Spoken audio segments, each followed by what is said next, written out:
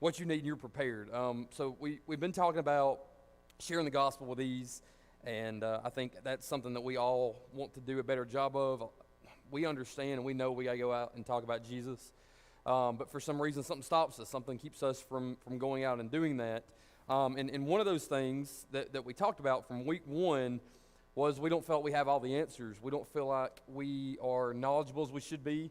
We're afraid that someone's going to come to us with something, as he refers to it as in the book, an objection or a question that we don't know the answer to. And so instead of going out and telling people about Jesus, we let the fear of those objections keep us silent. And one of the first 2 weeks we talked about how God has a purpose for your life, and that purpose is for you to glorify him by going out and telling people about him. Satan also has a purpose for your life, and Satan's purpose for your life is to stay silent, not do anything, to stay at home, stay on your couch, or you don't necessarily have to be on your couch. You can be doing anything, but just not talking about Jesus. That's Satan's purpose for you. If he can keep you quiet, then the gospel's not spreading, and he's gathering more and more people in hell as we speak. So the more we stay silent, we're playing into his purpose for our life, okay?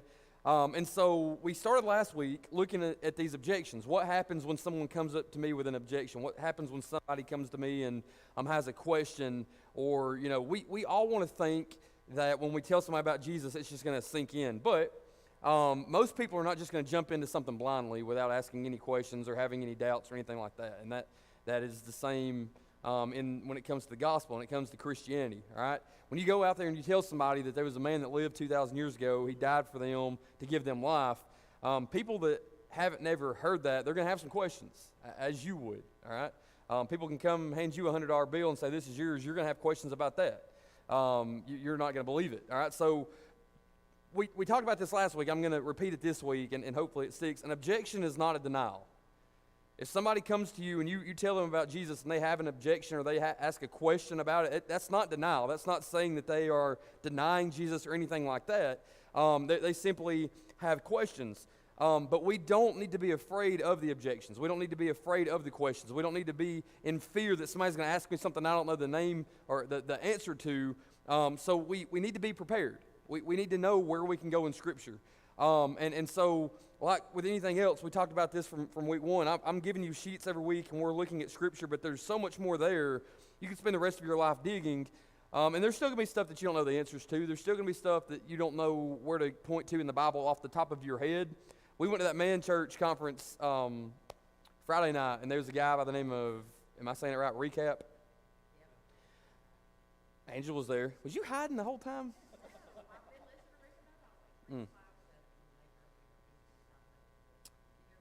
Yeah, Greg mentioned it in his introduction.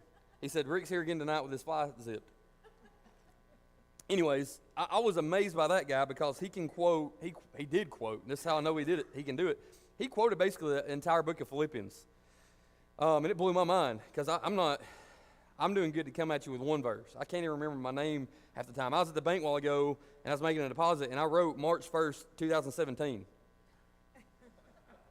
I'm 34. It's getting bad, right? I can't, but we do need to be preparing. We need to be studying and trying to memorize some of this stuff so that we know when somebody comes to us with an objection or a question, we have the answer to it, right? And the ones we were covering, the ones we covered last week and the ones we're covering tonight, and for the next couple of weeks, these are ones you've probably already heard, and you've probably heard them a lot, right? Last week we talked about the objection that I'm a good person. In other words, when you tell somebody about Jesus, that you need to know Jesus in order to get to heaven and to avoid hell. One of the answers you get a lot is, I'm a good person. I haven't really done anything bad enough to deserve hell. I feel like I'm living a good life. And so we looked at that last week. And we also looked at the opposite of that. I'm too bad of a person. In other words, I've messed up too much to deserve Jesus. There's nothing Jesus can do to fix me. I'm too broken. I've gone too far. I've sinned too much. And so we addressed that. If you weren't here last week, I'm not going to get back into that because it took the whole however long we had. It's on YouTube if you want to go look it up. And if you need a paper from last week, if you weren't here, I have those still up here. So you can grab one of those on your way out. Just let me know before you leave. So tonight we're going to talk about two more that's very common. And again, you've probably heard them. And one of these that we're going to talk about second, and we'll get to it, is something I've even heard people that are in church, a reason they've left the church. Because it's probably a question that you've even thought about in your life, and you've kind of pondered, what is the answer to this? All right, so we're going to get to it in just a minute. But we need to make sure that we are studying this again, and I can't stress that enough, because we have to know how to come back to these objections so they don't look like they've pulled one over on us, because that's a lot of what people are trying to do, right? They're trying to convince themselves that we don't know as much as we think we do. They know more about life than we do, and if we can't come to them with an answer, they've got us. Again, don't be afraid to say, let me go ask somebody, or let's go talk to somebody, or let's dig in the Bible together. That's an acceptable answer, because we're not going to memorize all this in one day. However, we need to remember that we're combating these objections with His words and not necessarily our words, all right? Some of us can string together words and make everything sound great, all right, and sell anything. But some of us can't. We need to know that God's word is perfect, and the answer's there if we dig and we study it, all right? So the very first thing we're going to look at tonight, I put an or for Jamie because he likes when I say the same thing two different ways. Not Jamie K, Jamie Goss. He made fun of me last week. What was it? I'm a good person or I'm not a bad person. He said that's the same thing. I'm from Alabama. We had, and y'all will get this in a little bit, Cade. You gotta dumb it way down. All right, across the state line. All right, so I'll get to it later or not now. All right, again, same thing. I get it, but that's the answer you get a lot of times when you tell somebody about Jesus. And this is one that they may not come out and say. They may not state, "I'll do it tomorrow," but in their mind, that's what they're talking about. Right? I'm not going to get to it today. And this is something I know a little bit about because you guys are looking at the greatest professional procrastinator you've ever met. And some of you that don't know what a professional procrastinator is, that's a procrastinator that went pro. Procrastinator. Y'all don't have to laugh at me. I know I'm funny. I thought that joke was going to slay. I even underlined it, put it in parentheses. I was like, this is going to be the one that gets them right here. Go ahead and mark that one off the list. Man, I spent a lot of time on that joke. Procrastination is a stressful way to live. And again, I'm not joking about that. I've lived it my whole life. Dallas is going to school to be a parapro, and she's getting to experience my procrastination. I wrote 3 papers Monday night at 11:59. Right? I'm not exaggerating. Right? And they're great papers. Best papers you've ever read about early childhood development. She knows. But procrastinating is a stressful way to live because in your mind, when something's on your mind, you've got to have it done. You've got a deadline, whether it's a paper, whether it's a chore your mom gave you or whatever. I've told you stories about me and Matt and Coley and Adam vacuuming when Susan's pulling in the driveway, and it's just, even though you're having fun, you're enjoying life, whatever it is, it's in the back of your mind that you've got something to do. You've got business to take care of. You've got to get it done. You've got a deadline to meet. And then the closer the deadline gets, the more stressful it becomes. And so you're in your mind, you're like, all right, it's getting crunch time. I got to get it done. I got to sit down and do it. And it's stressful. But there are dangers to procrastinating, right? And you all know the dangers. There's a lot of times when you procrastinate, when you put stuff off, what happens is something else comes up, right? We've all been in that boat, right? And speaking from personal experience, you've got a paper due at 11:59. The power goes off at 11. That's scary stuff, right? That's when you know you've messed up. And you tell yourself, I'm never doing this again until next Monday night at 11 o'clock, right? That happens, and sometimes the other thing that happens is you put something off, and let's say that you have a deadline at 11:59. I use that because I'm feeling that. That's a really real number for me this week. Monday at 11:59. You know, you're putting it off till Monday night, and then Monday night something else comes up that you'd rather do, and then you have to make a real decision. Do I want to just take the F and do what I want to do, or do I want to miss what I want to do and write this stupid paper? Or do I want to marry a hot guy that writes papers for me?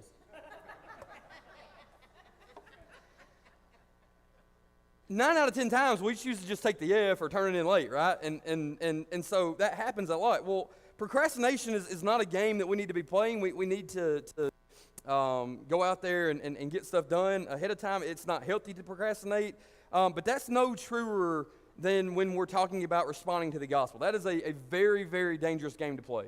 When you're taking something that important, that life or death, and we're choosing to put it off and to wait on that, we're not gambling around with money. We're not gambling around with A's and B's. We're not gambling around with getting grounded or not getting grounded.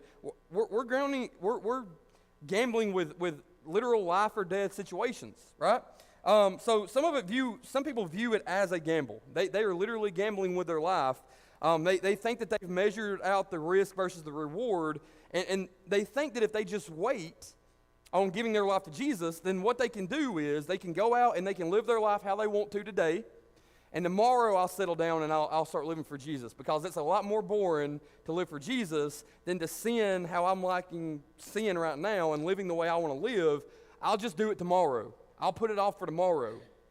And they think in their mind that they've weighed the possible outcomes, and they think that they are living their best life now, and they're just going to, tomorrow I'll do better. Tomorrow I'll get my life straightened out. Tomorrow I'll do a better job. Tomorrow I'm going to live for Jesus, but today I'm going to live for me. Today I'm going to have fun. Today I'm going to continue to sin. Today I'm going to do this or I'm going to do that, and I'm just going to put it off. I'll take care of it tomorrow, as if we know that we have tomorrow. And the mistake that we're making, the mistake that is being made a lot, is we've mismeasured the risk versus the reward. All right? The risk is spending eternity in hell. Now, if it doesn't work out the way that we want, all right, then that's what's going to happen. But what we've done is we've undercalculated exactly how severe hell is. People that are living this way, people that choose to put it off because they're afraid that, or they think that hell isn't that bad, they've miscalculated exactly how severe hell is, and they don't realize that it's nothing that we need to be playing around with, or nothing that we need to even be getting close to, right? If people understood exactly how severe hell was and how bad hell is, then they'd be doing anything they could to avoid it right now. Not tomorrow, not the next day, not the next minute. They would be ready to change their life right now because they wanted nothing to do with how bad hell and how severe hell truly is, all right? On the opposite hand, they've also miscalculated the reward of putting off giving their life to Jesus. People think that by not giving their life to Jesus, their reward is enjoying everything that they get to enjoy right now. There's no rules to follow. There's no guidelines to follow. We can sin without any repercussion. We can sin without any consequences. We don't have to worry about pleasing Jesus. We can please ourselves. And they look at it as if that is their reward. They do not understand how small and insignificant that reward is compared to heaven. How small and how insignificant that reward is compared to Jesus. They think that the reward, and we need to enjoy it now as if we're talking about living a single bachelor life and living it up before we settle down and get married and all this. It's nothing like that. This is all about giving your life to Jesus and living in true freedom, right? And not living this life under slavery of sin. That's what we're comparing here. It's not living a life of boredom and following rules and trying to obey God compared to living however we want to, all right? The reward is not anything in this world that we should be looking at. The reward is actually in heaven. People that don't mind putting off salvation, people that don't mind putting off giving their life to Jesus, they don't understand how great Jesus truly is. Matthew 6, verse number 9,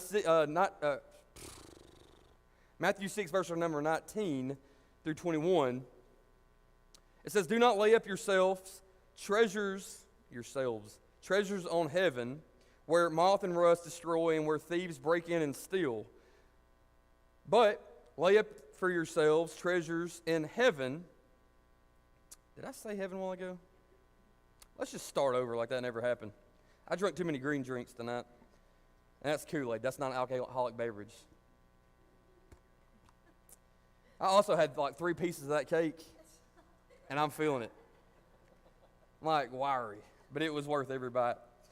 Matthew chapter 6, verse number 19. "Do not lay up for yourselves treasures on earth, where moth and rust destroy and where thieves break in and steal. But Lay up for yourselves treasures in heaven, where neither moth nor rust destroys, and where thieves do not break in and steal. For where your treasure is, there your heart will be also. All right? The treasures that we have in this world in no way, shape, or form compare to the treasures that we have waiting for us in heaven. And yet, we put off heaven, we put off Jesus to gather more treasures here instead. All right? We don't even realize how great heaven's going to be. In fact, we do a really good job of setting up heaven here. We got our house like we like it. We got smoking hot wife like we like it. We got kids. We got cars. We got money in the bank. We got all this stuff, and we love our life, and we think that this is as good as it's going to get. I hope that one day I'm sitting in heaven, and I'm thinking, man, everything I had on earth doesn't even compare to this. Because the flip side of that is one day somebody's going to be sitting in hell looking up thinking, man, I had it made on earth. Because I'm just going to be blunt, this world sucks. It's full of heartache. It's full of pain. It's full of turmoil. Every single day something's breaking. Every single day there's a new pain. Every single day there's relationship issues. There's money issues. There's sickness. There's war. There's famine. There's all these problems that we have in this world. And if this is all that there is in what we call heaven, I don't want this for the rest of eternity. I want something bigger. I want something better. I want heaven. I want Jesus. I want all of that, right? So by putting it off, by taking that gamble, what we're doing is we're saying tomorrow I'll do it. Tomorrow I'll go and start following Jesus. And what happens is one day you're going to run out of tomorrows. You realize statistically every day that you put it off, the odds of you not getting saved are greater than the day before. You're running out of time. There's the more you say tomorrow I'll do it, tomorrow I'll do it, tomorrow I'll do it, and we've gotten to now, and how many tomorrows are we down the road? This is not a gamble that you want to take. The risk reward is astronomical, right? The reward is so much better than anything that this world can offer you. The treasures in this world that we're trying to grab, that we're putting off Jesus for, the money, the house, the relationships, the fame, the popularity, the sin, it doesn't compare to Jesus. It's not worth putting Jesus off for this, all right? So some people think it's a gamble. Some people just think that they have more time. They have no urgency. They truly believe that they have all the time left in the world to make a decision about Jesus. And look, you may have years. You may have decades. I don't know. But you may not even have tomorrow, all right? Who in here can tell me when they're going to die? It's a timely knock. All right? None of us, right? But we all understand, and I hope you understand, and we don't like to think about it. We don't like to even talk about it. It's a Debbie Downer thing to talk about, but we all are going to die, right? Every single one of us are going to die. Hebrews chapter 9, verse number 27 says, and just as it is appointed for man to die once, and after that comes judgment, right? We all know we're going to die. We've all been assigned to die, and none of us know exactly when that's going to be. The only shot that we have at not dying is if Jesus comes back before we die. But can any of you tell me when Jesus is coming back? Soon, I hope, but that's all we got. We've been saying that for 2,000 years now, right? So we have no idea when Jesus is coming back. We have no idea when we're going to die. We are just trying to live out every day like it's our last. We don't know. James 4, verse number 13 says this, "Come now, you who say today or tomorrow, we will go into such and such town and spend a year there and trade and make a profit. Yet you do not know what tomorrow will bring. What is your life? For you're a mist that appears for a little time and then vanishes. Instead, you ought to say, if the Lord wills, we will live and do this or that." I like how James says this or that, but he don't. Need to talk to him about that. Anyways, we're supposed to live every single day like every minute is our last minute with urgency. And as a believer, what that looks like is every minute that we have, every breath that we breathe should be fueled with urgency to go and make sure as many people are prepared for eternity as possible. It should drive us nuts that there are people in this world right now that are dying and going to hell, and we're eating delicious cake. It should drive us crazy that we're sitting at home binge watching Outer Banks on Netflix, and our next door neighbor doesn't have a relationship with Jesus. There should be more urgency in us because we're not promised tomorrow. If our neighbor dies tomorrow, what's happened? I always remember the story that Shannon told a few weeks ago about his friend that he felt the need to tell about Jesus and just never did, and then it was too late, right? We all have situations like that in our life. We don't know when our next breath's going to be, and we don't know when our neighbor's next breath's going to be. And by neighbor, I mean people that we come in contact with. None of us are promised tomorrow. James says that we're like a mist, like a vapor, as you probably heard your whole life. Here today, gone tomorrow. We don't know when that time is going to end. So as a believer, there should be urgency to go out and to tell as many people about Jesus as possible. And for an unbeliever, we have to make them understand that we're not promised tomorrow. Look, when things are going well, we all feel invincible. I don't know how many people died in a car wreck today, but I promise you they didn't plan that out when they got up this morning. It just happened.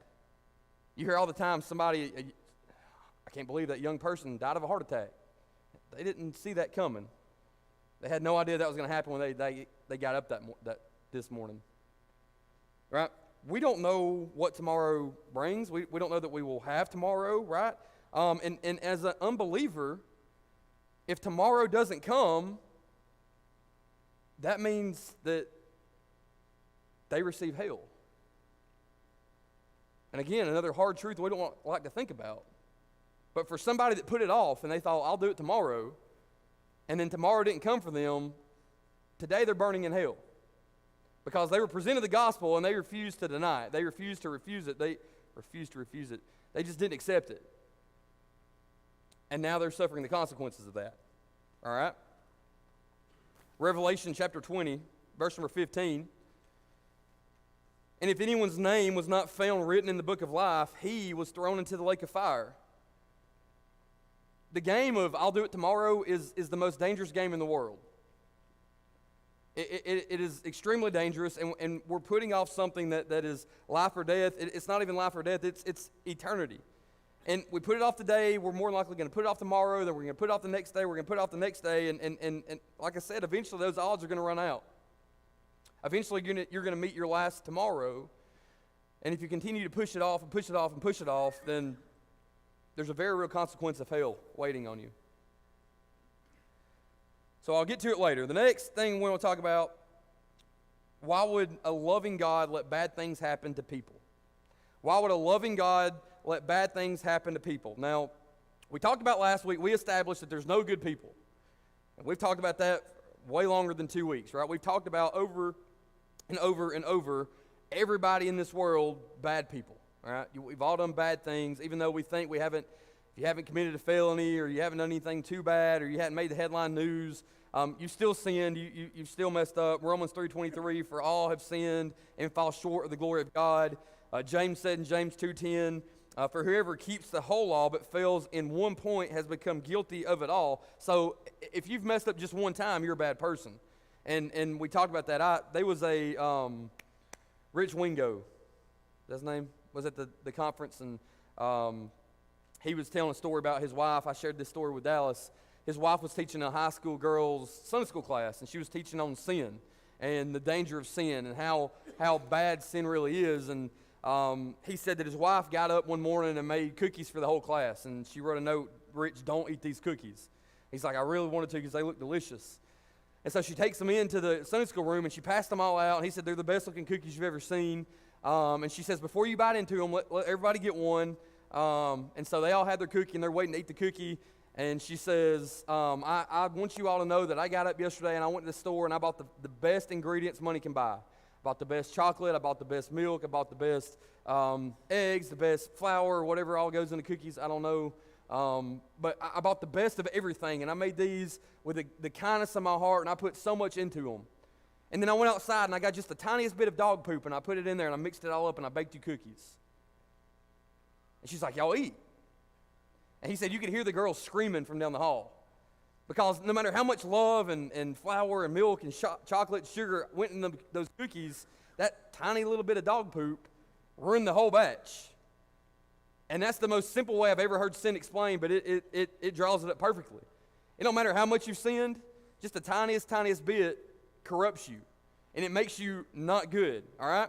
So we've gotten out of the way that there's no good people, so we can't ask the question, why do bad things happen to good people? But the question that we do receive a lot, and one that we struggle with, and this is what I'm talking about. I know multiple people that have walked away from the church because they're mad at God. They don't understand why certain things have happened, why bad things have happened in their life.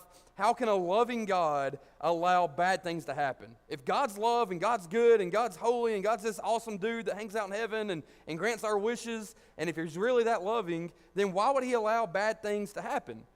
And that's a question that we need to know how to answer, and that's a question that we probably need to answer to ourselves, because a lot of us in here right now have at one time, if not now, struggled with this. Why are there tornadoes that tear up towns and there's hundreds of people dead? Why are there hurricanes that destroy cities? Why are there house fires? And why do little children die? And why does this person that has preached the gospel, why are they dying early of cancer? We got all these questions. We know people, and we know that bad things have happened, and we just ask ourselves, if God really loved us, then why would any of these catastrophes ever take place?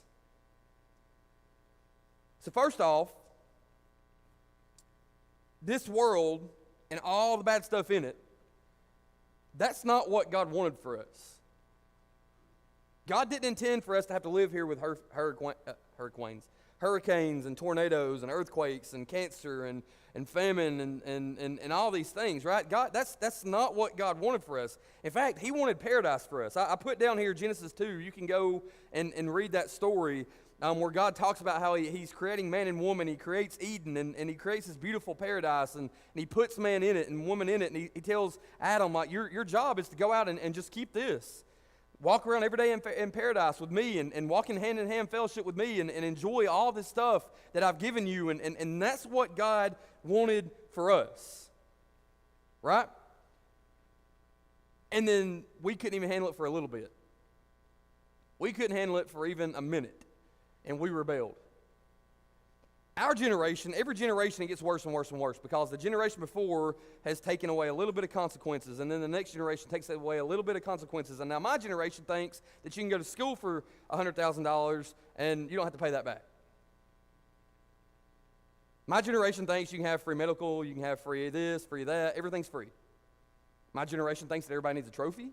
I know we keep harping on that, but that's where all this started.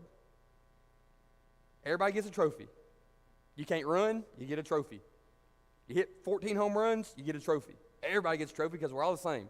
There's no consequences for our actions. There's no reward. There's no punishment, nothing, right? There's absolutely no consequences. So our generation has a hard time with the fact when you tell them there's a consequence for those actions. You messed up, there's a consequence. Is it fun? No. But there's consequences for your actions. So what we did, we were given paradise, and we said, we don't want that. We're going to rebel against you, God. We're going to do our own thing. And so because of that, there has to be consequences. God is not only a loving God. God is loving, as we're going to see. God is more loving than any of us ever deserved in this whole life. He's way more loving than he should have been. He's way more loving than we can even fathom. But God's also a just God, all right? And so in order to be just, in order to be holy, then he has to allow us to go through these consequences that we brought into this world ourselves.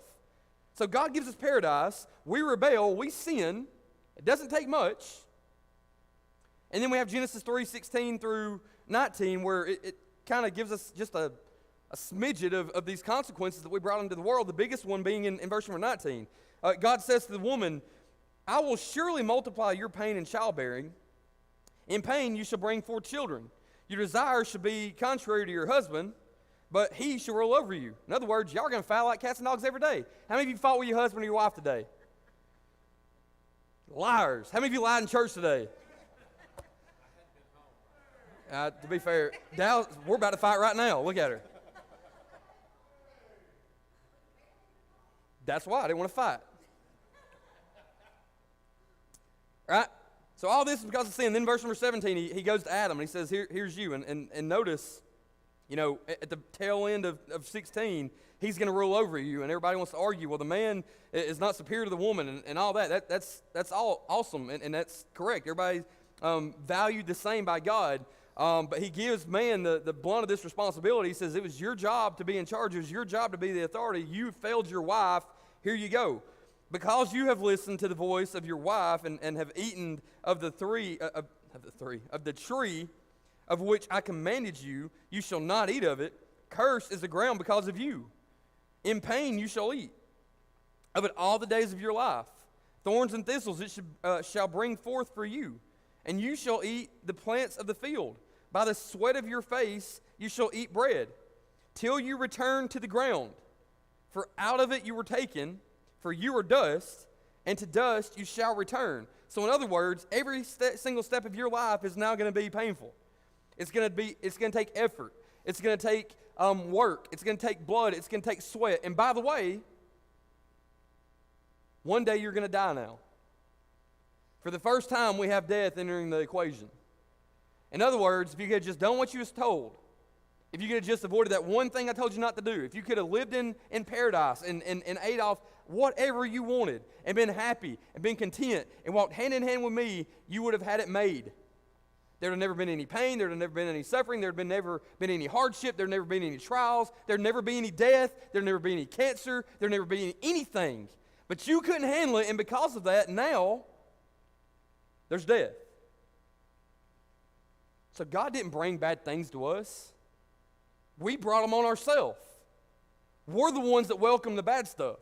We're the reason there's tornadoes. We're the reason there's hurricanes. We're the reason there's war. We're the reason there's famine. We're the reason all of that exists. God can't just sit by and turn his head and say, well, I'm going to let him get away with it.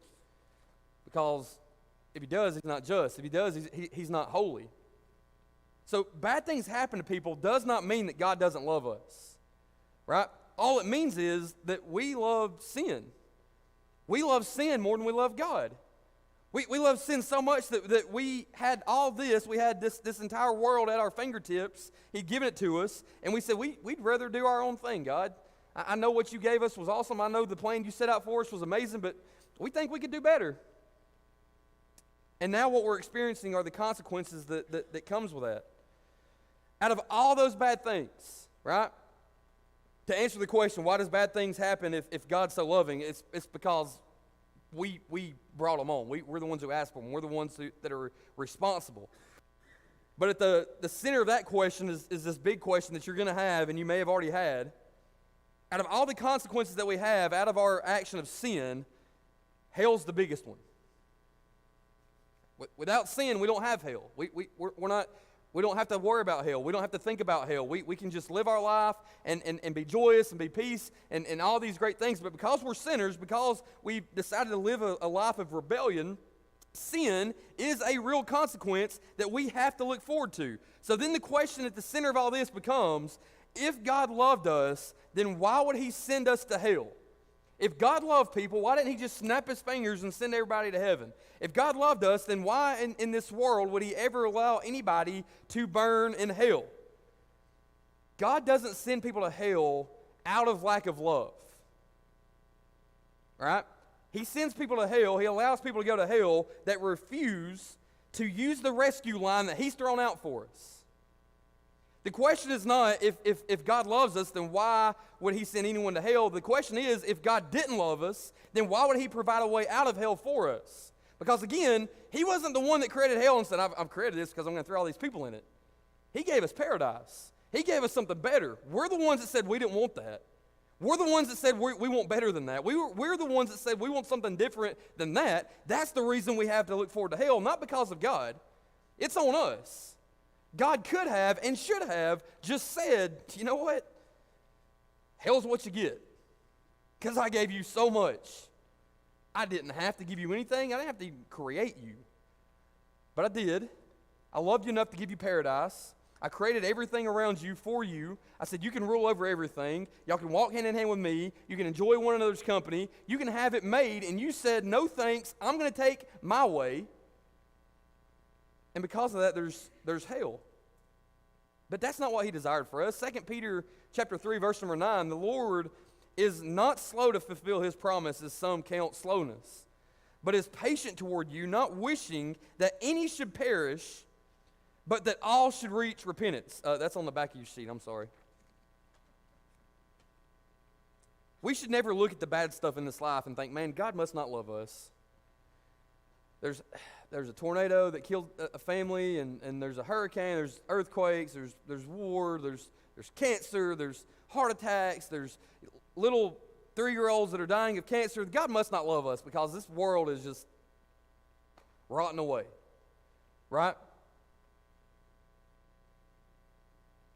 If God didn't love us, He wouldn't have provided us a way out of this world. The people that we are, the rebels that we are, the lifestyle that we chose, we deserve every bit of this and more. We deserve to burn in hell. We deserve nothing but hell. To look at God in the face and say, no thank you, I'll do my own thing. No thank you, I know way more than you. No thank you, and just kind of spit in his face and mock what he's done and go live the life we want to and have the audacity to think and operate as if we know more than God. We deserve every bit of this. But God instead loved us so much, He provides us a way out of that. He says, even though you deserve hell, even though you deserve the cancer, you deserve the hurricanes, you deserve the tornadoes, you deserve all the bad things in this world that the world can throw at you, even though you deserve that, I love you enough to give you a way out. And that's where we have John 3:16, for God so loved the world that He gave His only Son, that whoever believes in Him should not perish, but have eternal life. He didn't give us a bunch of bad stuff because He doesn't love us. He didn't throw us in this world to suffer because He doesn't love us. Even though we rebelled against Him, even though we tore up and obliterated His paradise, even though we took what He gave us, what He blessed us with, and we ruined it, we said it's not good enough, we acted like spoiled brats, and we tried to do our own thing, we brought in death, we brought in destruction, we brought in sweat and blood and all these things. God says, you know what, even though you messed up, even though you rebelled, even though you told me to mind my own business, even though you went the other way when I told you to go this way, I still love you enough that I'm going to try to give you a way out of this. I'm going to send my Son to die in your place so you never have to, this doesn't have to be the heaven that you look forward to. There's so much better than this world. There's so much better than hell to look forward to, and I'm going to send my Son to give you a way to that. And that's why He sent us Jesus. All right, I'm going to close in prayer. Father, we just want to thank You tonight for allowing each and every one of us to come in here and to sit in here and to hear Your word, God. I pray that You continue to give us the answers. I pray that we have this desire to study more and to know more about You and how to go out and tell people about You, God. It should be the most urgent thing in our life, to glorify You, to worship You, to praise You for how great You are, and then to go out and tell people about it. Not to sit here and enjoy it for ourselves and be relaxed and comfortable, God. We should have an urgency. We should have motivation. We should have a drive to go out and to love people the way that You loved us. Not because they deserve it, not because they ask for it, but just because we love them. Because You love us, God. Or if there's anyone in here this tonight and they don't know You as their Savior and they're fighting it and they're saying, I'll put it off for tomorrow. I've got tomorrow. I'll do it the next day. God, I pray that You wake them up tonight. There's no better time than right now because we're not promised tomorrow. We're not promised next week. We're not promised to get in our car in a little bit. I pray that they take care of business right now. God, I pray that You continue to use this church. You continue to bless us with opportunities to serve You, opportunities to praise Your name, to glorify You. God, continue to use us in ways that blow our mind. We love You. We thank You for everything that You're doing. It's in Your name I pray.